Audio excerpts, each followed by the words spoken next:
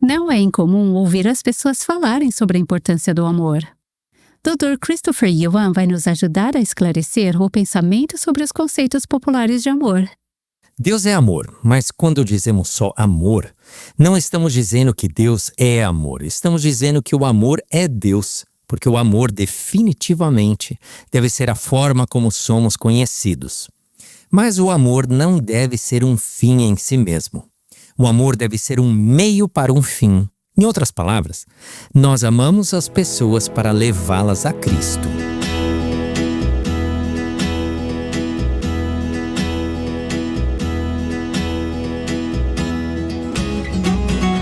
Este é o Aviva Nossos Corações. Nossa apresentadora é a autora de Mentiras em que as Mulheres Acreditam e a Verdade que as Liberta, Nancy DeMoss Wogemuth, na voz de Renata Santos.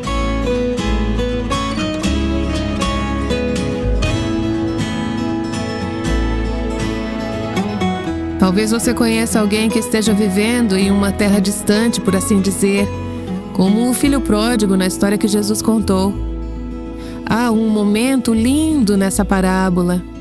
Ele tinha desperdiçado todo o seu dinheiro e estava trabalhando em um emprego miserável e imundo, cuidando de porcos, algo que nenhum bom rapaz judeu jamais faria. A frase que eu estou pensando está no versículo 17 de Lucas, capítulo 15, e diz: caindo em si.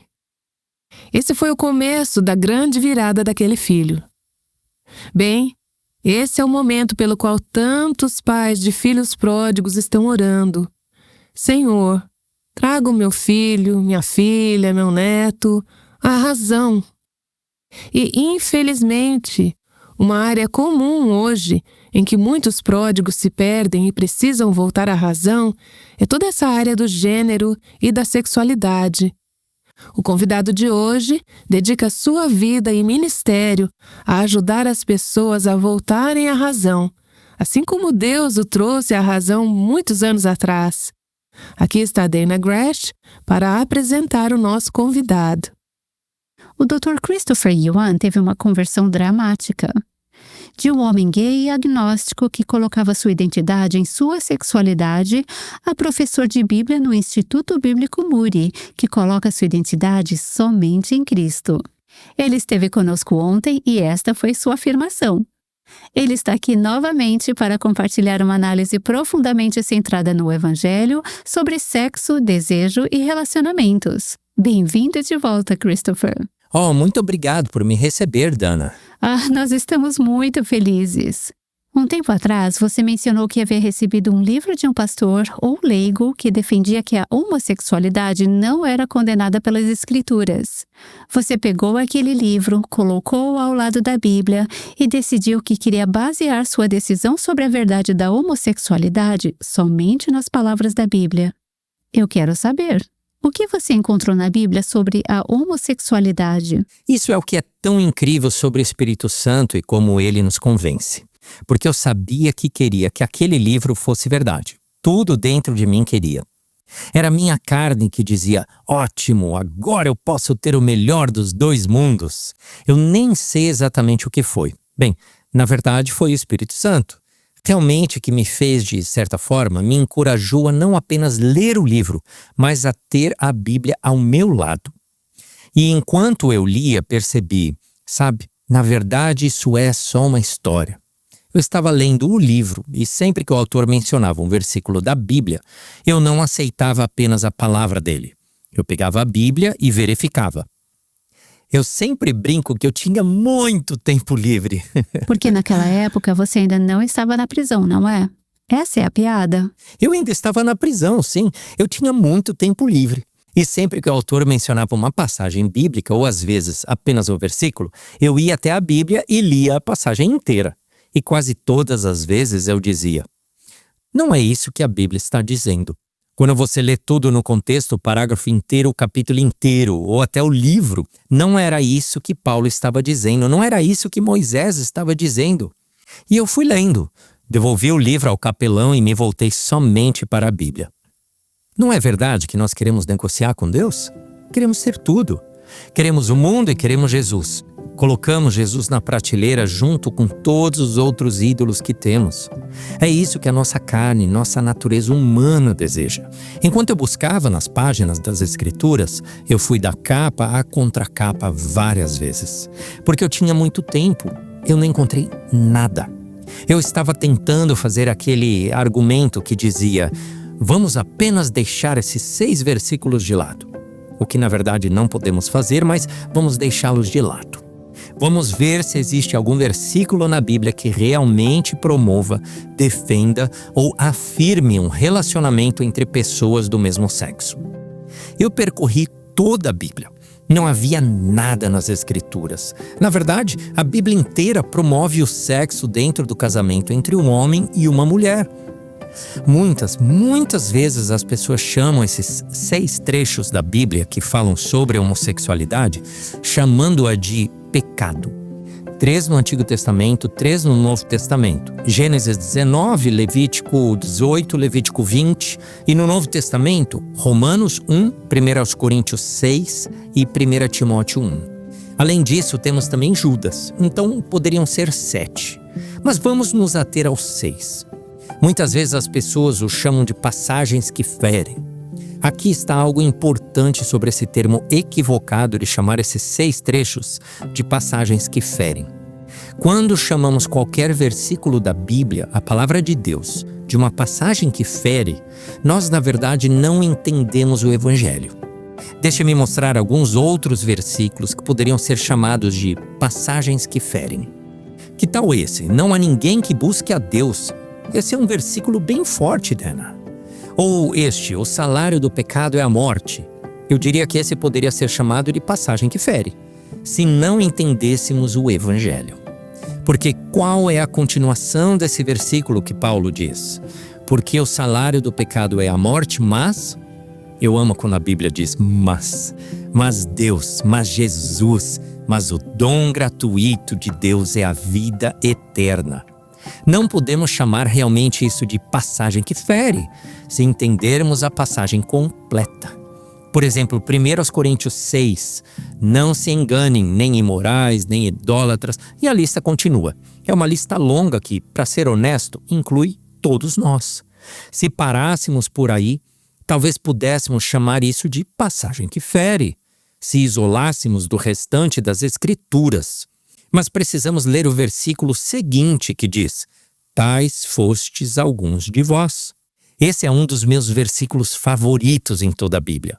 Tais fostes. Qual é o tempo verbal de fostes? É o passado. Alguns de vós eram assim, mas vocês foram lavados, foram santificados, foram justificados no nome do Senhor Jesus Cristo e no Espírito do nosso Deus. Portanto, não há versículo na Bíblia que seja uma passagem que fere.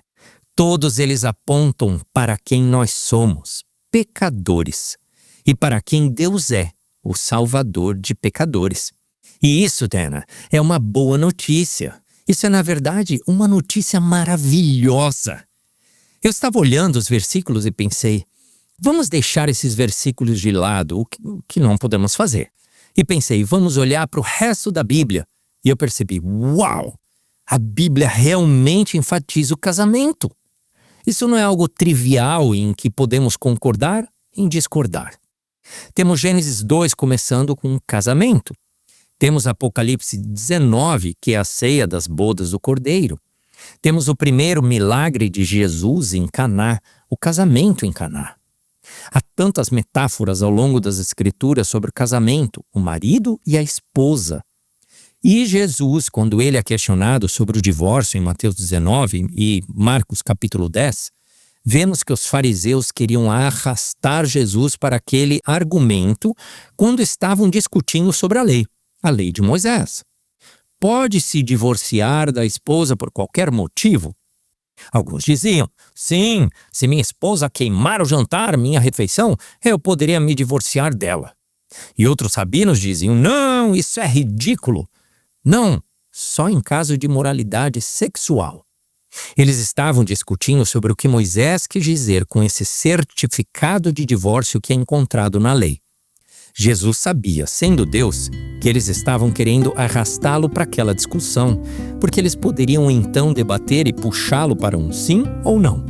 Assim, poderiam apresentar um argumento para cada lado. E Jesus percebeu: eu não vou entrar nisso tudo. Ele voltou para algo que é, na verdade, a base da lei, que é a criação. Ele voltou a Gênesis 1 e Gênesis 2 e ele disse: o Criador os fez homem e mulher. Isso está em Gênesis 1, 27. E os dois se tornarão uma só carne. Que Deus uniu, o homem não separe. Isso está lá em Gênesis 2, 24. O que Jesus estava fazendo não era apenas ensinando sobre por que o divórcio é errado. Isso vem de Gênesis 2, os dois se tornarão uma só carne. Mas ele trouxe algo que pode parecer extrínseco para alguns, mas Jesus nunca faz nada sem propósito. Ele trouxe Gênesis 1, 27. Deus os fez homem e mulher. Por que ele fez isso? Porque ele não estava apenas ensinando sobre o divórcio, mas estava ensinando sobre a definição de casamento. Não existe casamento fora da relação entre homem e mulher, marido e esposa. E se temos um problema com isso, temos um problema com Jesus. Veja, eu amo que Jesus faz isso. Ele não recorre às passagens do tipo não farás, as chamadas passagens que ferem, como você diz. Ele poderia ter feito isso. Ele definitivamente poderia ter feito. Ele conhecia essas passagens. Ele cresceu como menino aprendendo essas passagens de Levítico. E ainda assim ele diz, no princípio, e volta ao que o designer definiu como verdade sobre nós, como homens, como mulheres, como seres sexuais. Eu acho isso um lugar lindo para se recorrer. O que você diria para as pessoas que vêm até você acreditando nos livros que dizem que você pode ser gay e cristão? Ser gay e cristão é um paradoxo? Em última análise, em cada situação em que vi pessoas fazendo isso, é a maneira como elas definem as coisas que muitas vezes muda a mente. O que vejo de fato como questão central é que essas pessoas rejeitam a verdade de Deus sobre a sexualidade. Elas rejeitam a sexualidade bíblica. Em todas as situações em que vejo pessoas rejeitando a sexualidade bíblica e ainda afirmando serem cristãs, o que percebo como a questão principal é que elas não têm mais uma visão elevada das Escrituras. Agora elas argumentarão: não, eu tenho uma visão elevada das Escrituras. Mas quando você realmente investiga e observa sua hermenêutica, você percebe que elas não têm uma visão elevada do Antigo Testamento como Jesus tinha. Jesus e os escritores do Novo Testamento tinham uma visão muito elevada do Antigo Testamento. Eles não diziam apenas: nós não seguimos mais isso. Eles sabiam que, obviamente, algumas coisas foram cumpridas em Cristo, mas ainda mantemos uma visão elevada da verdade de Deus. Portanto, o que precisamos encorajar as pessoas é ajudá-las a ver isso. Quando alguém tem uma visão baixa das Escrituras e não compreende completamente a verdade de Deus, especialmente como articulada por Jesus e os apóstolos no Novo Testamento, isso muda tudo. Por exemplo, os apóstolos afirmaram muitas coisas do Antigo Testamento. O maior mandamento vem de Deuteronômio 6. O segundo maior mandamento também vem do Antigo Testamento. Muitos cristãos sabem que o maior mandamento vem de Deuteronômio 6, mas muitos cristãos não sabem de onde vem o segundo maior mandamento. Ame o seu próximo como a si mesmo. Ele está em Levítico 19. Por que isso é significativo para essa discussão sobre a homossexualidade? Porque as duas condenações mais fortes contra a homossexualidade estão em Levítico 18, 22 e Levítico 20, 13. Muitas vezes as pessoas simplesmente descartam esses versículos e argumentam: nós não seguimos isso. Isso está em Levítico. E até mesmo essa porção das Escrituras, capítulos 18, 19 e 20, não seguimos mais. Bem, se quisermos eliminar essas proibições importantes contra relações homossexuais, também precisamos eliminar Levítico 19, que está entre esses dois versículos. E isso eliminaria o segundo maior mandamento: ame o seu próximo como a si mesmo. E, em última análise, quando o indivíduo tem essa visão baixa das Escrituras, sabe o que isso muda? Isso muda o Evangelho e muda quem Jesus é. Quando abordamos isso, dizendo que o cristianismo é sobre lutar pelos marginalizados, é isso mesmo. Nós lutamos pelos marginalizados, mas esse não é o único propósito pelo qual Jesus veio. Porque se fosse, Jesus não precisaria morrer na cruz apenas para lutar pelos marginalizados. É por isso que isso não apenas muda o Evangelho, mas muda a natureza de Jesus. Porque Jesus deixa de ser aquele que nos reconcilia com Deus por meio da sua morte na cruz, que satisfaz a ira de Deus. E Jesus passa a ser apenas uma pessoa boa, um exemplo de como devemos lutar pelos marginalizados.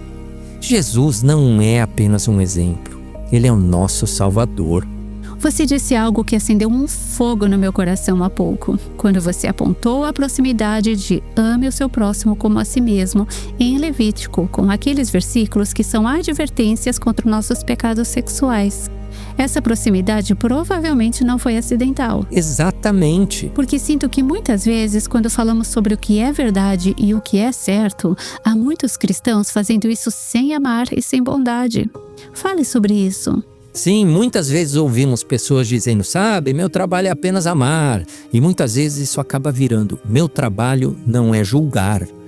E para ser honesto, isso é uma interpretação errônea do que Jesus diz quando ele diz, não julguem. Porque Jesus também diz, não julguem pelas aparências, mas julguem com um julgamento reto. Isso está em João 7,24. Quando lemos toda a Bíblia de forma canônica, e eu acho que isso é um aspecto chave, não apenas para entender esses versículos sobre a homossexualidade, mas também como interpretamos a Bíblia como um todo. Leitura canônica significa que estou lendo, por exemplo, Isaías à luz de Gênesis, à luz de Atos, à luz de Apocalipse. Ler a Bíblia canonicamente significa que não estamos apenas lendo à luz do contexto literário, o que significa os versículos e capítulos ao redor. Não apenas à luz do contexto histórico, como que estava acontecendo no momento em que foi escrito, mas à luz de todo o cânon. Esse é o contexto canônico. Estou lendo à luz de toda a Bíblia porque a Escritura interpreta a Escritura. E quando lemos um versículo como não julguem, precisamos lê-lo à luz de todos os outros versículos da Bíblia. Portanto, realmente precisamos julgar, mas julgar corretamente. Mas as pessoas dizem, meu trabalho não é julgar, o que não é correto. Somos chamados a julgar. Somos chamados até a julgar os anjos. Somos chamados a julgar o mundo, como Paulo diz em 1 Coríntios. Mas somos chamados a julgar corretamente. E aqui está o aspecto no qual quero focar. Onde se diz que sou chamado apenas para amar. Bem, aqui está o problema. Eu não tenho problema com o amor. Mas existem duas coisas. Primeiro, como definimos o amor? Segundo, meu problema está na parte do apenas. Definitivamente somos chamados a amar. Deus é amor. Mas quando dizemos apenas ame, não estamos dizendo que Deus é amor. Estamos dizendo que o amor é Deus, porque o amor definitivamente deve ser como somos conhecidos. Isso é bíblico. Isso é o que a Bíblia ensina. Mas o amor não deve ser um fim em si mesmo. Eu não apenas amo, simplesmente. O amor deve ser um meio para um fim. Em outras palavras, amamos as pessoas até Cristo. Cristo deve ser o nosso tudo em tudo. Na série de vídeos, toda lição eu termino com isso. Agora vá e siga Jesus. Eu explico o que isso significa. Jesus realmente define o que significa ser um seguidor de Cristo. E ele diz, negue a si mesmo, tome a sua cruz e siga-me. Lucas 9:23. Na verdade, na primeira lição da série de vídeos, faço uma espécie de catecismo nesse sentido. Foi assim que todos criávamos os filhos ao longo dos milênios. Esses catecismos são perguntas e respostas. Perguntas e respostas. A primeira pergunta foi, qual é o objetivo final quando se trata de sexualidade?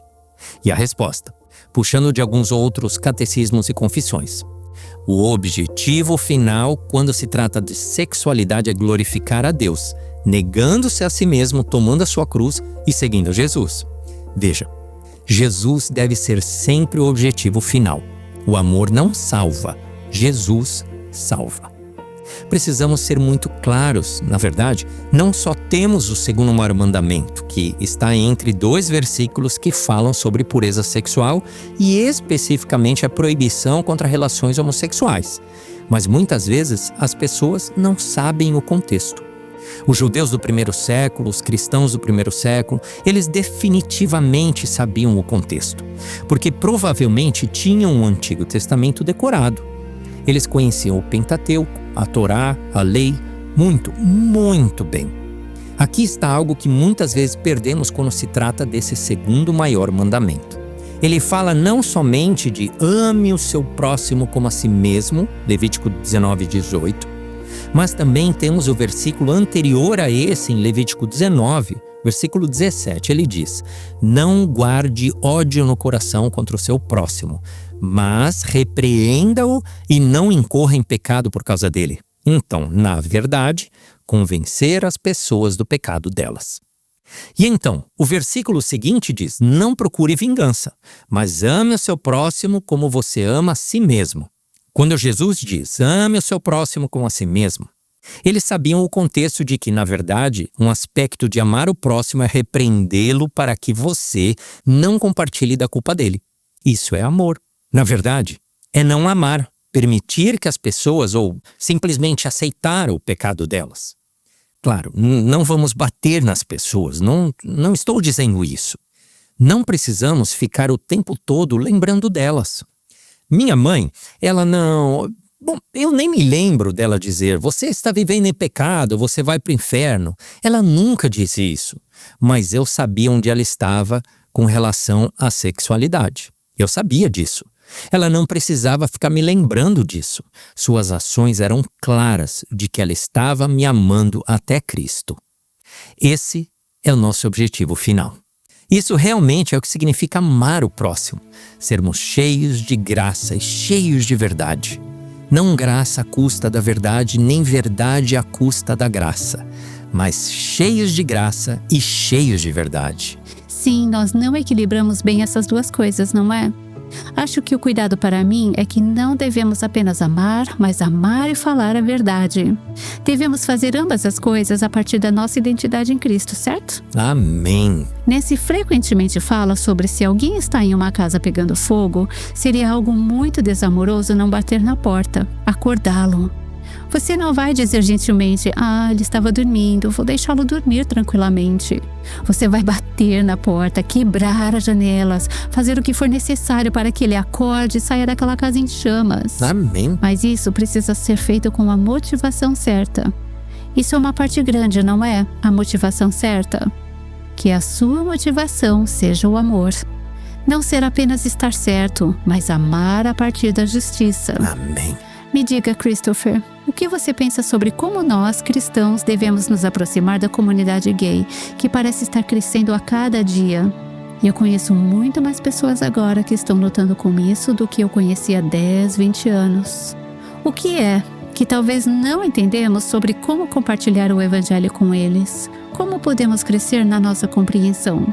Eu acho que uma das principais coisas que os cristãos erram quando querem compartilhar o evangelho, quando queremos entender melhor o nosso ente querido que se identifica como gay, lésbica ou até mesmo como chamado de transgênero, o principal problema é como o mundo e nossos entes queridos confundiram sexualidade com quem somos. Precisamos começar por aí, porque se tentarmos entrar diretamente dizendo, bem, isso é comportamento pecaminoso, como podemos convencer alguém de que isso é comportamento pecaminoso se eles nem sequer veem isso como comportamento?